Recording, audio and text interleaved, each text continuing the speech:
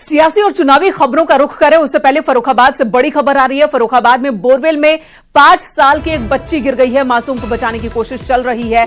60 feet गहरे borewell में गिरी है बच्ची। सेना ने बोरवेल से बच्ची को बचाने के लिए ऑपरेशन असीम चलाया है। 5 वर्षीय बच्ची समर सेविल की बोरिंग में गिरी है। बोरिंग की गहराई लगभग 60 फीट बताई जा रही है। बच्ची को बचाने के लिए राहत काम की शुरुआत हो चुकी है। सेना को बुला लिया गया है। जिला प्रशासन ने आर्मी से रेस्क्यू की मांग की, जिसके बाद आर्मी की एक टीम यहां पहुंच चुकी है। आर्मी सेंटर से आर्मी सेना घटनास्थल के लिए रवाना हो चुकी है। मौके पर इस वक्त भारी पुलिस बल तैनात है। सेना मौके पर पहुंच चुकी है। पाइपलाइन से दी जा रही है ऑक्सीजन। जेसीबी से खुदाई भी शुरू कर दी गई है। ये पूरा मामला कमालगंज के गांव रसीदपुर का है।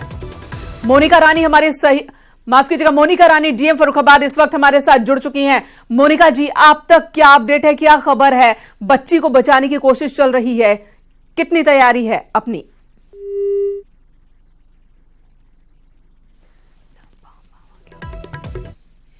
तो फिलहाल मोनिका रानी से हमारा संपर्क टूट गया। डीएम फर्रुखाबाद हमारे साथ फोन लाइन पर मौजूद थे, लेकिन फिलहाल संपर्क टूट गया है। ये तस्वीरें हम आपको दिखा रहे हैं। मासूम को बचाने की कोशिश चल रही है। इस वक्त एक्सक्लूसिव तस्वीरें आप न्यूज 18 पर देख सकते हैं। मोनिका जी हमारे साथ शायद जुड़ गई हैं। एक बार फिर से सवाल, मोनिका जी, ये जो इस वक्त जो घटना घटी है, बचाने की कोशिश चल रही है, क्या खबर आपके पास है?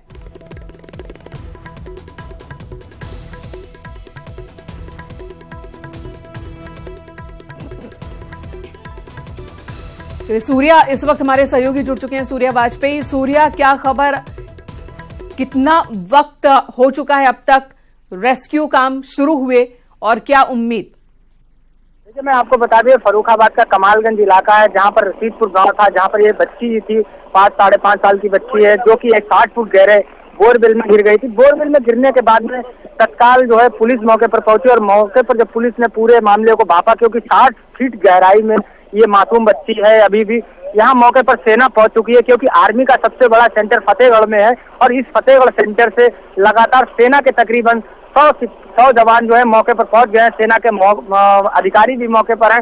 लगातार जेसीबी से खुदाई चल रही है। वहीं दूसरी तरफ जिस बोरवेल में बच्ची गिरी है, उस बोरवेल में लगातार बच्ची को ऑक्सीजन दिया जा रहा है। बगल में जेसीबी से लगातार खुदाई चल रही है। जी सूर्या, बोरवेल की चौड़ाई कितनी है? बच्ची कैसे गिर गई इस बोरवेल में?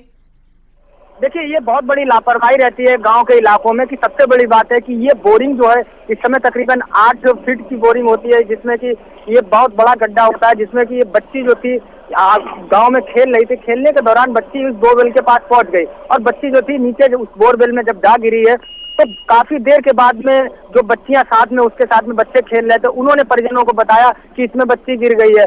तब जाकर कई बच्चों ने परिजनों ने पूरी खबर प्रशासन को दी और मौके पर लगातार रेस्क्यू जारी है। तकरीबन 3.5 घंटा हो चुका है। आप भी पूरे इस घटना पर नजर बनाए रखें। हम आपके पास आएंगे और क्या कुछ अपडेट है वो भी लेते रहेंगे। तो फर्रुखाबाद में फिर एक हादसा, बोरवेल में गिरी है एक बच्ची, 5 साल की मासूम, जिसे बचाने की कोशिश चल रही है।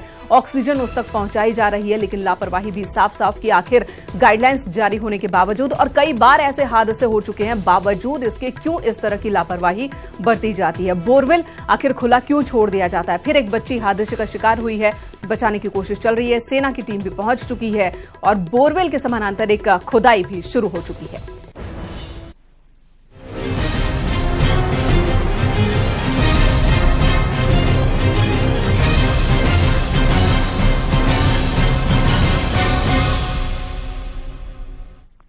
बीजेपी की आज की उम्मीदवारों की लिस्ट में कुल 6 नाम है, 6 कैंडिडेट है, जिनमें से 5 उत्तर प्रदेश से। आजमगढ़ से बीजेपी ने भोजपुरी सुपरस्टार दिनेश लाल यादव निरहुआ पर दांव खेला है। न्यूज 18 ने पहले ही बताया था कि आजमगढ़ से बीजेपी निरहुआ को चुनाव मैदान में उतार सकती है। हाल ही में बीजेपी ज्वाइन करने वाले निरहुआ को यहां से टिकट दिया गया है। वो अखिलेश यादव से मुकाबला करेंगे।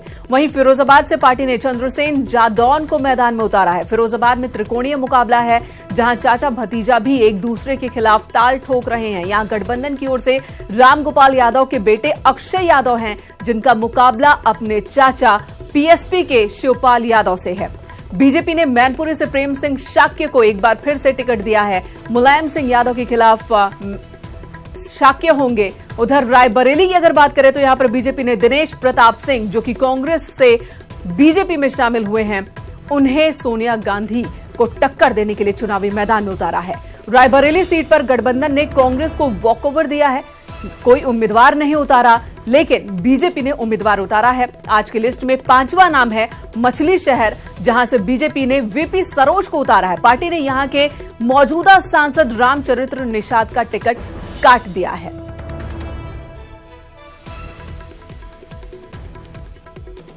तो आजमगढ़ सीट की अगर हम बात कर ले, अखिलेश यादव वर्सेस दिनेश लाल निरहुआ। दिनेश लाल यादव उर्फ निरहुआ आमने सामने होंगे। रिक्शा वाला के नाम से फेमस है दिनेश लाल यादव। वहीं रायबरेली की अगर बात करें, कांग्रेस की सोनिया गांधी यूपीए चेयरपर्सन और दूसरी तरफ बीजेपी के दिनेश प्रताप सिंह, जो कि कांग्रेस के नेता और अब बीजेपी में शामिल हैं। रंजना हमारे साथ जुड़ी हैं। रंजना, एक और लिस्ट माफ कीजिएगा, बीजेपी की एक और लिस्ट आ गई। दिनेश लाल यादव, पहले ही न्यूज 18 ने कहा था कि अखिलेश के खिलाफ उन्हें उतारा जा सकता है। एक कहते हैं कि ग्लैमरस चेहरा उतारा गया है मजबूत कैंडिडेट न होने पर। यादव वोट बैंक में सेंधमारी की एक कोशिश भी कह सकते हैं, हालांकि मुश्किल है कि अखिलेश का मुकाबला दिनेश लाल कोई कांटे की टक्कर दे पाएंगे। लेकिन जो सवाल बार बार बना हुआ है कि आखिर गोरखपुर, फूलपुर, इस पर फैसला कब होगा? देखिए, सबकी निगाहें लगी हुई हैं गोरखपुर और फूलपुर पे, क्योंकि आजमगढ़ इम्पोर्टेंट था, वीवीआईपी सीट ये भी था, लेकिन वो समाजवादी पार्टी के लिए ज्यादा इम्पोर्टेंट था, क्योंकि वहां इससे पहले सपा के संरक्षक मुलायम सिंह यादव वहां पे सांसद थे और अभी अखिलेश यादव खुद प्रत्याशी हैं। इस जगह पे निरहुआ को लगाया गया है। बिल्कुल आपने सही कहा कि यादव वोट बैंक पे भी बीजेपी का कब्जा हो, क्योंकि ये माना जाता है कि यादव वोट बैंक पे सपा का कब्जा है, तो उसके लिए भी एक उसमें एंगल है। और जो बीजेपी का कैडर वोट है, जो बीजेपी से लोग जुड़े हुए हैं, वो तो उनको देंगे ही। गोरखपुर और फूलपुर की जहां तक बात है, गोरखपुर और फूलपुर में बहुत ही मंथन करना पड़ रहा है, क्योंकि गोरखपुर में अभी तक कोई भी उचित प्रत्याशी सामने नहीं आया है, जिसको लेकर के जो फैसला करेंगे, क्योंकि बीजेपी के राष्ट्रीय अध्यक्ष अमित शाह ही करेंगे। संजय निषाद की ज्वाइनिंग के बाद प्रवीण निषाद की बात चल रही थी कि वो करेंगे, लेकिन ये सूत्रों की हवाले से अगर खबर कहें तो उसमें बीजेपी के जो राष्ट्रीय अध्यक्ष हैं वो राजी नहीं है, क्योंकि बीजेपी की ज्वाइनिंग के बाद ही वो हो सकता है कि इस पर फैसला करें कि उनको प्रत्याशी बनाए। इसलिए वो बीजेपी में ज्वाइन करने के लिए तैयार नहीं। वो उनकी शर्त है कि वो खुद अपने सिंबल पे लड़ेंगे।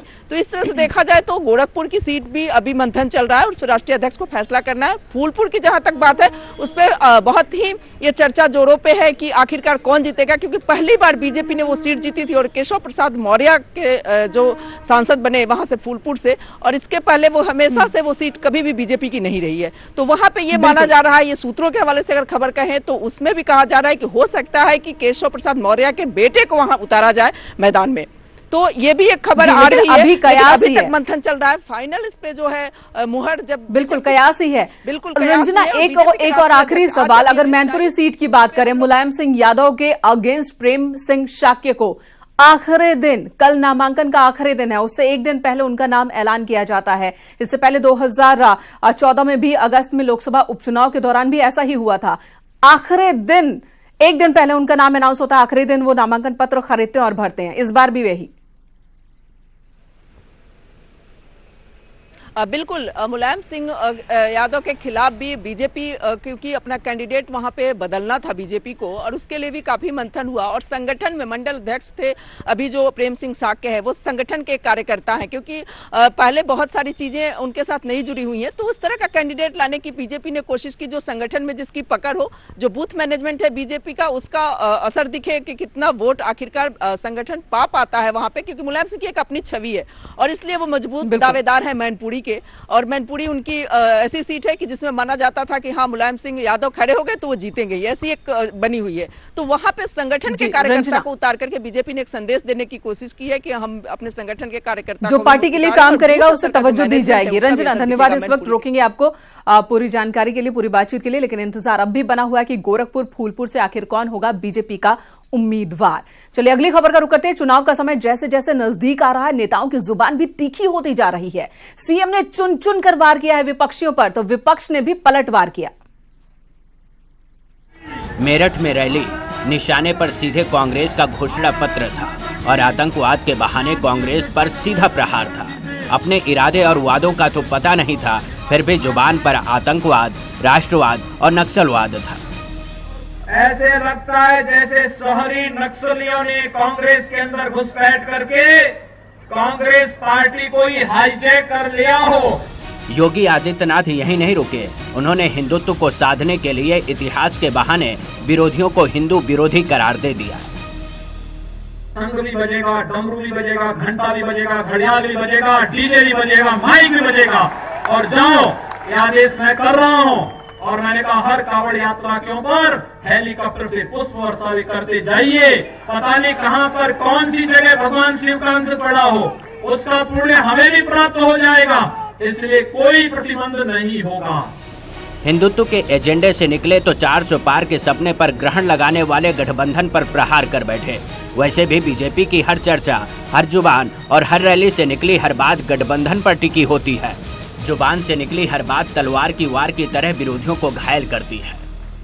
लेकिन जब घर में जाते हैं तो परिवार की महिलाएं भी हमें धिक्कारती हैं और कहती हैं, अरे इन गुंडों के झंडों को लेके क्या चल रहे हो। जब समाजवादी पार्टी और बसपा का झंडा हमारी गाड़ियों में लगा हुआ देखते हैं, परिवार की महिलाएं कहती हैं, अरे किन गुंडों के झंडों को लेके चल रहे हो। सीएम के वार से परेशान विपक्ष ने भी पलटवार किया। उन्होंने आरोप लगाया कि गुंडों की सरकार को सिर्फ रंग और नाम बदलना आता है। उत्तर प्रदेश में जो गुंडा राज है और कांग्रेस को उन आरोपों की पुष्टि होती है कि लगातार 2 साल में जिस तरीके से योगी राज में अपराध बढ़े हैं, आपको सिर्फ रंग बदलना आता है, आपको सिर्फ नाम बदलना आता है। उत्तर प्रदेश की जनता और देश की जनता आपको बदलने जा रही है। देखिए, मुझे बहुत अफसोस होता है योगी जी की भाषा देखकर। वो चीफ मिनिस्टर हैं, थोड़ा गरिमामय भाषा का इस्तेमाल करें और खुद वो अपना इलेक्शन कमीशन का 7 पेज का एफिडेविट देख लें, जहां आईपीसी की कोई ऐसी धारा नहीं है जो माननीय योगी जी पर ना लगी हो। तो माननीय योगी जी का खुद एक क्रिमिनल बैकग्राउंड रहा है। दूसरे पर आरोप लगाने से पहले इंसान को अपनी तरफ देखना चाहिए। आतंकवाद, राष्ट्रवाद और नक्सलवाद के बहाने खुद की प्रचार की गाड़ी आगे चल रही है। शायद बीजेपी को अपने विकास से ज्यादा राष्ट्रवाद और विरोधियों की नाकामी गिनाने पर भरोसा है। Bureau report, news 18। बागपत के बड़ौत में गठबंधन की सभा में अजित सिंह थिरकने लगे। दरअसल यहां पर उनके स्वागत में आयोजकों ने बैंड बाजा मंगवाया था और जब बैंड बाजा शुरू हुआ तो अजित सिंह ने पहले दोनों हाथ उठाए, लोगों का अभिवादन स्वीकार किया और फिर अचानक उन्होंने एक हाथ उठाया हवा में और बैंड बाजे की धुन पर डांस करने लगे। बड़ौत में अजित सिंह अपने बेटे और गठबंधन प्रत्याशी जयंत चौधरी के लिए वोट मांगने पहुंचे थे।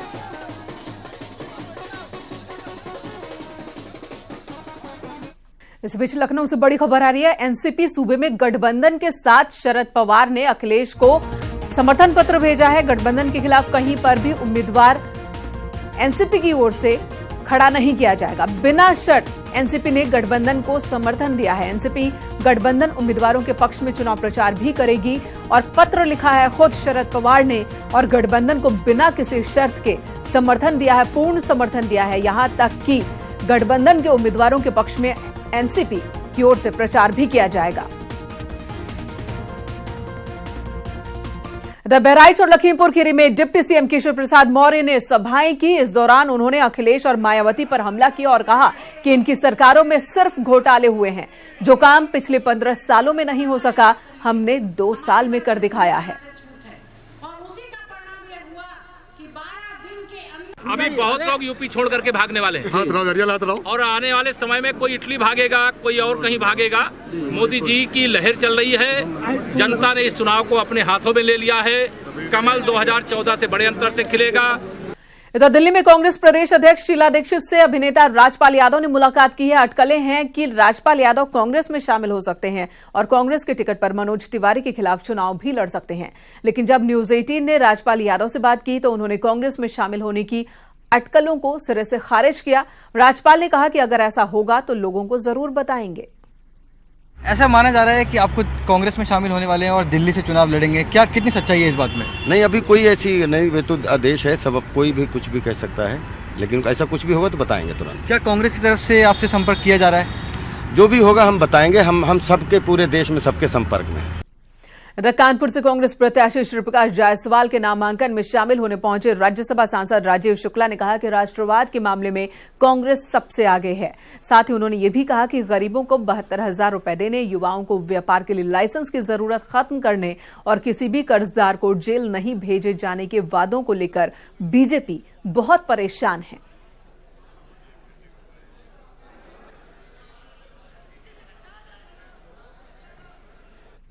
चलिए सियासी गलियारों से आपको बाहर निकालते हैं, बीएचयू लिए चलते हैं जहां पर माहौल गर्म है। छात्रों का एक ग्रुप वीसी के इस्तीफे की मांग पर लगातार अड़ा हुआ है। साथ ही छात्रों ये भी डिमांड कर रहे हैं कि चीफ प्रॉक्टर को तुरंत गिरफ्तार किया जाए। 2 दिन पहले वो सब जाके चैम्बर में मीटिंग किए हैं, सब कुछ जानते हुए सब कुछ इन सबका किया जा रहा है, सब चीफ प्रॉक्टर किया जा रहा है, बिना सलाह के थोड़ी नहीं हो सकता है। भरे कैंपस में कुछ बदमाश आते हैं, फायरिंग करते हैं और फिर फरार हो जाते हैं, जिसके बाद बीएचयू में नया बवाल मचा है। छात्र उग्र हैं और आंदोलन पर उतारू हैं। बीएचयू में खुलेआम फायरिंग और एक छात्र की मौत ने न सिर्फ यूनिवर्सिटी प्रशासन बल्कि कानून के इकबाल को भी चुनौती दी है। बीएचयू में हुए गोली कांड के बाद परिसर में दहशत का माहौल है और इसके साथ ही छात्रों का आक्रोश भी जारी है। आप हमारे पीछे देख सकते हैं कि ये बीएचयू के छात्र हैं जो चीफ प्रॉक्टर की गिरफ्तारी और इसके साथ ही बीएचयू वीसी के इस्तीफे की मांग को लेकर धरने पर बैठे हुए हैं। बीएचयू का सिंहद्वार का जो गेट है उन्होंने बंद कर दिया है। दरअसल मंगलवार की रात बिड़ला छात्रावास के पास बाइक सवार कुछ लोगों ने छात्रों के एक ग्रुप पर फायरिंग की, जिसमें गौरव नाम के छात्र को 3 गोलियां लगी। आनन फानन में घायल छात्र को ट्रॉमा सेंटर ले जाया गया, जहां इलाज के दौरान उसकी मौत हो गई।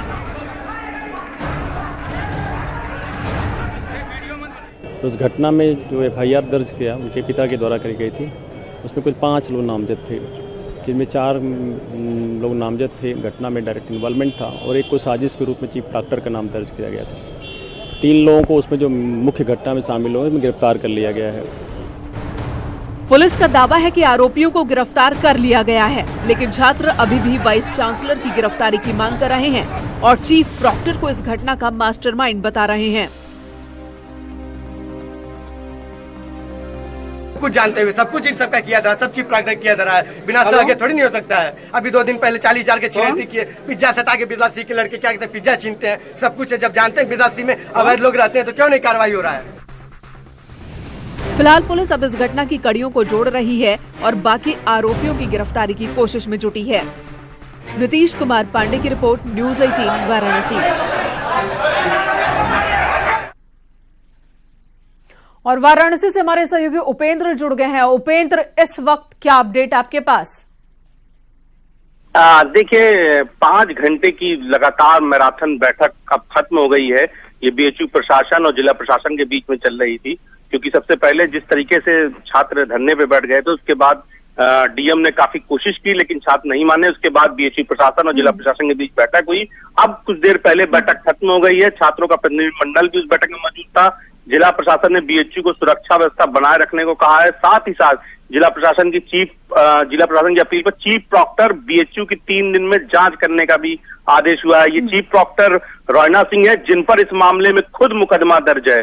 तो अब देखने वाली बात होगी कि खुद उन पर मुकदमा दर्ज हो, कैसे भरोसा मिल रहा है चीफ प्रॉक्टर की ओर से, लेकिन चीफ प्रॉक्टर पर ही मामला दर्ज है। उनकी गिरफ्तारी की भी मांग कर रहे हैं छात्र, यानी कि बवाल फिलहाल शांत होने वाला नहीं है पूरी तरह से। उपेंद्र, धन्यवाद पूरी जानकारी देने के लिए। ग्रेटर नोएडा के एक वेयरहाउस में भीषण आग लगी। जीटी रोड पर यह वेयरहाउस कंपनी है जिसमें भीषण आग लग गई है। करीब 2 घंटे से 2 दर्जन दमकल की गाड़ियां आग पर काबू पाने की कोशिश में जुटी हुई हैं। हादसा बादलपुर थाना इलाके में हुआ है। तस्वीरें भी आप देख सकते हैं। इस वक्त आग के साथ ही धुएं का गुबार भी आप देख सकते हैं। 2 घंटे से ज्यादा का वक्त बीत चुका है। आग पर काबू पाने की कोशिश चल रही है। 2 दर्जन दमकल यहां पर मौजूद है, लेकिन अब तक आग पर काबू नहीं पाया जा सका है। लखनऊ के चिन्हट इलाके में जमीन विवाद में एक पुजारी दिनेशानंद की दिन दहाड़े हत्या कर दी गई। इलाके में हड़कंप मचा है। परिजनों का रो रो कर बुरा हाल है। आरोप है कि भू माफिया और दबंग भाइयों राकेश यादव, सुशील यादव ने मिलकर पुजारी की हत्या की है। इस वारदात के दौरान पुजारी का ड्राइवर भी घायल हुआ। अस्पताल में उसे ले जाया गया। फिलहाल पुलिस ने इस मामले में सक्रियता दिखाई। 2 आरोपियों को गिरफ्तार किया है, 2 अभी फरार हैं। मुझे जो जानकारी है वो यहाँ पर एक सुशील यादव नाम का एक व्यक्ति है जो भूमाफिया है। जिसके पीछे से काफ़ी पहले से महाराज जी के इसके पहले भी उन्होंने रोका था और एक बार उनका हाथ भी टूट गया था, उनसे मारपीट भी की थी उसने। जमीनी विवाद में दिन दहाड़े एक पुजारी की हत्या राजधानी में कानून व्यवस्था की जमीनी हकीकत बयां करती है। पुजारी दिनेशानंद की राजस्व अधिकारियों के सामने दबंग ताबड़तोड़ फायरिंग कर हत्या कर देते हैं। इस फायरिंग में पुजारी का ड्राइवर भी घायल है। मामला जमीन के विवाद से जुड़ा हुआ है। आज पैमाइश करने के लिए राजस्व विभाग के अधिकारी, नायब तहसीलदार, कानूनगो, लेखपाल सब आए हुए थे। उनके सामने इस हत्याकांड को अंजाम दिया जाता है। हालांकि प्रशासन के अधिकारियों का कहना है कि जिनके ऊपर आरोप है उनको जिला बदर करने की कार्रवाई की जा रही थी, लेकिन पुलिस और प्रशासन इस मामले में तेजी लाती इससे पहले ही हत्यारे इसमें तेजी ले आए और पुलिस की पोल खुल गई। फिलहाल हत्यारे फरार हैं। कैमरामैन राजेश के साथ ऋषभ मणि त्रिपाठी, न्यूज़ 18 लखनऊ।